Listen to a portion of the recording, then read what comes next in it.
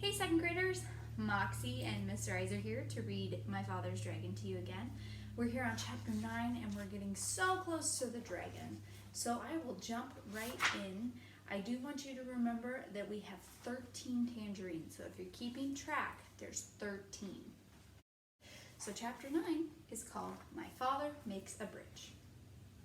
My father walked back and forth along the bank, trying to think of some way to cross the river. He found a high flagpole with a rope going over to the other side. The rope went through a loop at the top of the pole and down the pole and around a large crank. A sign on the crank said, "To summon dragon, yank the crank, report disorderly conduct to gorilla." From what the cat had told my father, he knew that the other end of the rope was tied around the dragon's neck, and he felt sorrier than ever for the poor dragon. If he were on this side, the gorilla would twist his wings until it hurt so much he'd have to fly to the other side. If he were on the other side, the gorilla would crank the rope until the dragon would either choke to death or fly back to this side. What a life for a baby dragon.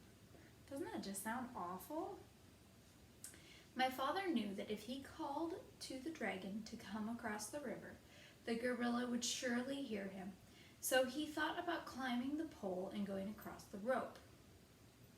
The pole was very high, and even if he could get to the top without being seen, he'd have to go all the way across hand over hand. The river was very muddy, and all sorts of unfriendly things might live in it, but my father could think of no other way to get across. He was about to start up the pole when, despite all the noises the monkeys were making, he heard a loud splash behind him. He looked around in the water, but it was dusk now, and he couldn't see anything there. Dusk means that the sun was going down, so it's getting dark.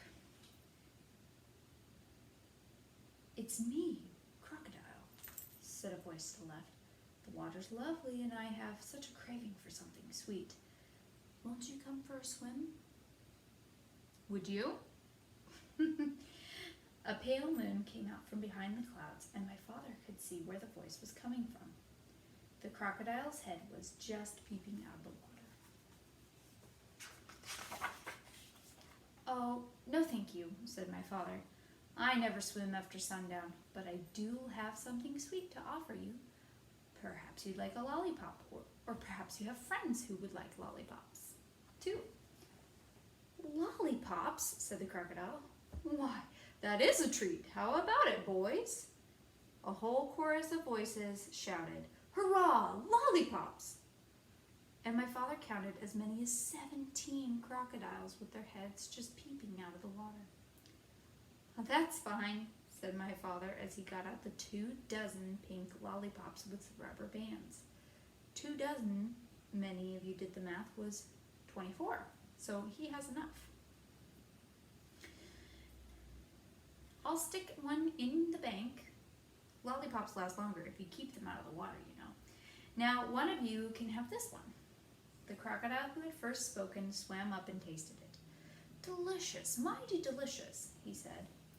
"Now, if you don't mind," said my father, "I'll just walk along your back and fasten another lollipop to the tip of your tail with a rubber band. You don't mind, do you?" "Oh, no, not in the least," said the crocodile. "Can you get your tail out of the water just a bit?" asked my father. "Yes, of course," said the crocodile, and he lifted up his tail. Then my father ran along his back and fastened another lollipop with a rubber band. "Who's next?" said my father, and the second crocodile swam up and began sucking on that lollipop. "Now you gentlemen can save a lot of time if you just line up across the river," said my father, "and I'll be along to give you each a lollipop." So the crocodiles lined up right across the river with their tails in the air, waiting for my father to fasten the rest of the lollipops. On the tail of the 17th crocodile, just reached the other bank. And Elmer Elevator is just one clever kiddo. So, next is chapter 10, My Father Finds the Dragon. And then, that's it. So we only have one chapter left, and I look forward to reading it to you this week. I hope you guys had an excellent Monday, and I will talk to you again soon. Bye!